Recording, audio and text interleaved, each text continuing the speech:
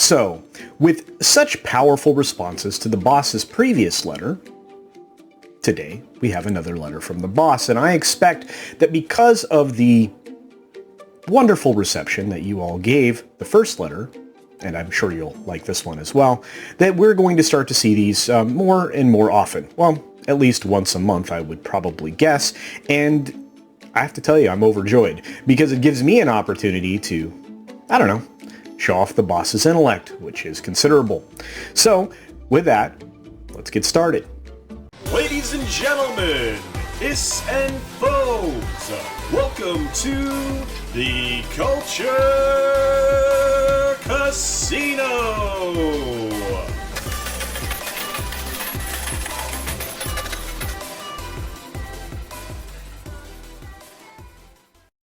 The boss has a varied background, lots of educational experience in various areas, and so we will exercise a little bit of that education with this letter, I think. So, from the letter. The psychology of social media, the boss's take. While culture, that's me, usually concentrates on the business side of things, I am fascinated by the psychological and sociological side of things. What motivates people to act the way that they do, which is true. Constantly trying to figure out why I do what I do, which I guess I'm an enigma. It is my belief that we as humans are designed to live in clans or tribes, not in such dense populations. And of course, there's lots of science to support that thought process. That's my aside, by the way. My parents grew up in a small Midwestern town, but moved to a metropolitan area before I was born, and this is where I was raised and still reside to this day. As a child, we went back to their hometown each summer to visit my grandparents, aunts, uncles, and of course my cousins. The small town was so different than what I was used to in my everyday life. I remember my grandfather taking me into town to a local Safeway or to the post office to get their mail and their daily paper. He never drove over 35 miles per hour, and most of the time, much slower than that. On our way there and back, either he would cut someone off or some other local farmer would cut him off. No one swore. They simply waved or stopped to chat, sometimes in the middle of the road. No one cared, as pretty much everybody knew everybody. No one was a stranger. My mom and dad have said that as they were growing up, often, whatever they did made it quickly back to their parents, oftentimes before they even made it home. Community parenting. In the city, if someone cuts you off for any reason or other similar infraction, it results in a finger salute or some other colorful words. The offender is not a person, as we do not know them. They are as anonymous to us as we are to them. Social media, and mainly Twitter, is the big city. Users are able to be anonymous, and as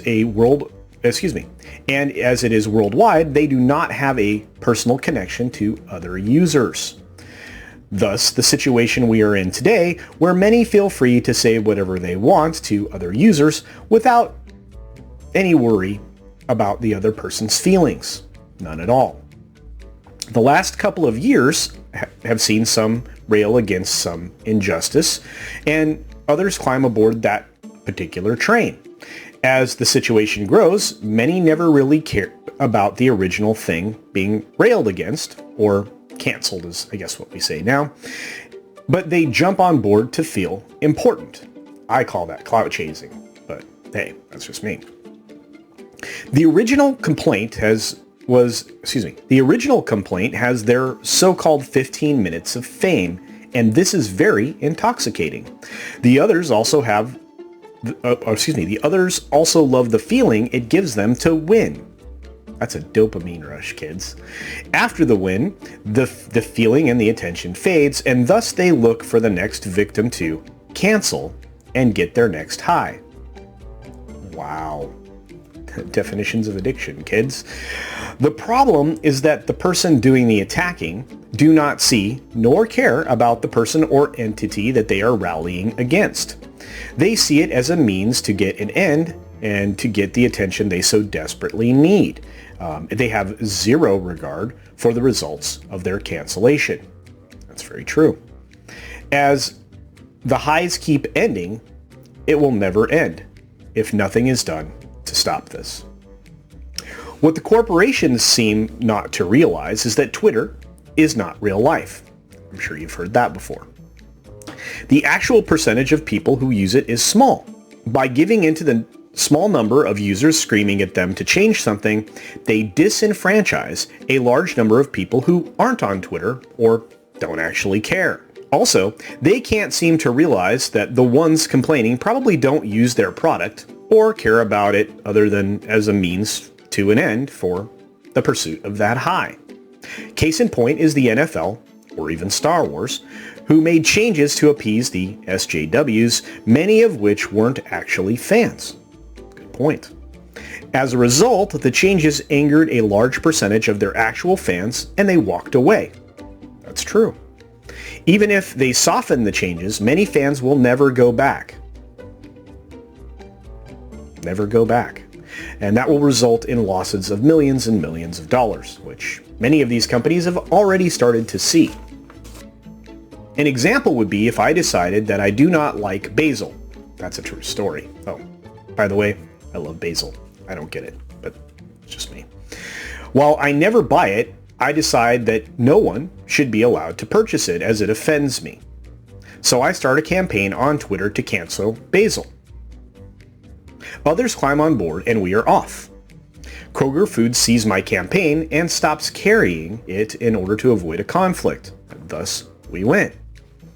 The fallout is that people who like basil and have no idea why Kroger stops carrying it, but to find it, they have to go to a store like Walmart. Kroger loses a bunch of business, and as now less people are purchasing their groceries there because they're missing something that, people usually find at a grocery store. And the basil farmers are harmed as fewer stores are actually carrying their products. But I don't care, as they are nameless, faceless beings. This is true. The high of the win wanes, and now I have to move on to the next victim. This time, I pick Twizzlers, and they taste like basil to me, and they're also phallic symbols to boot. That's a weird-looking phallus, young lady.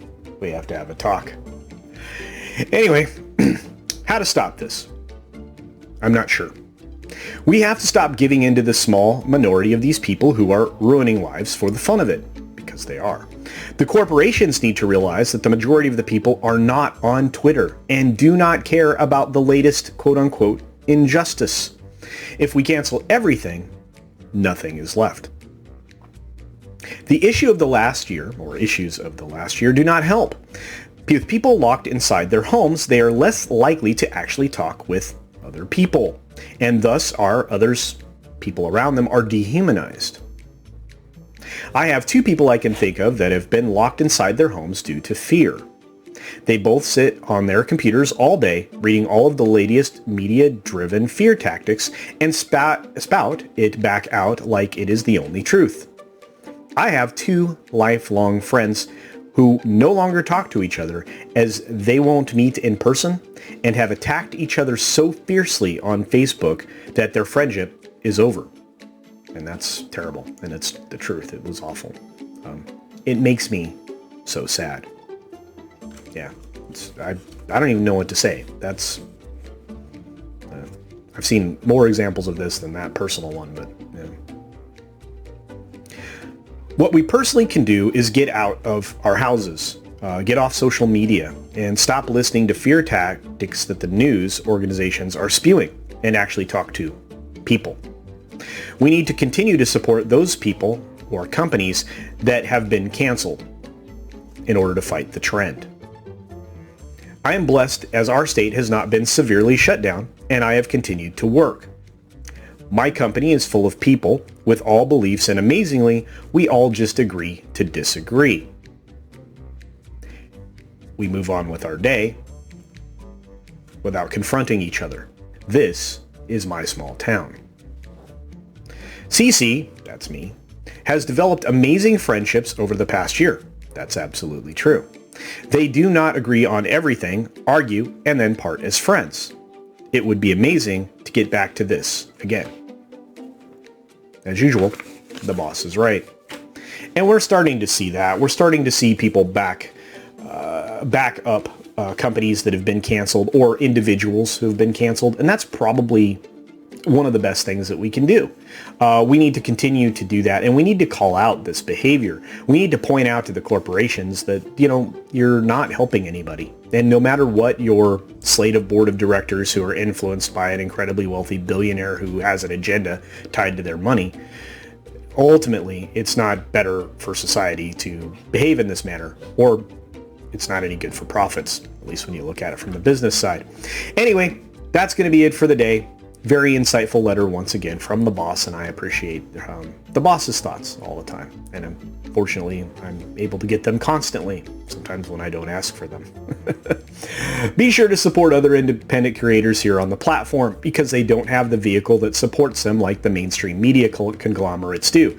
YouTube favors them. They favor anything that's carrying off whatever narrative that's going to support Alphabet's ultimate goals as well.